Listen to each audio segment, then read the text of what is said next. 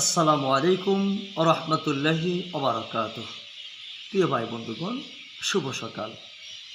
যাবতীয় প্রশংসা মহান আল্লাহ তাআলার জন্য, যিনি আমাদেরকে ঘুম থেকে জাগ্রত করালেন এবং আরও একটি সকাল ফিরে পেলাম। আলহামদুলিল্লাহ। দিনের শুরুতেই পবিত্র কুরআনুল কারীমের তেলাওয়াত সূরাতুল বাকারা ৬৩ নম্বর আয়াত হতে ৬৪ নম্বর আয়াত পর্যন্ত।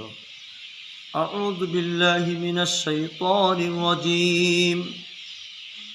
বিসমিল্লাহির রহমানির রহিম।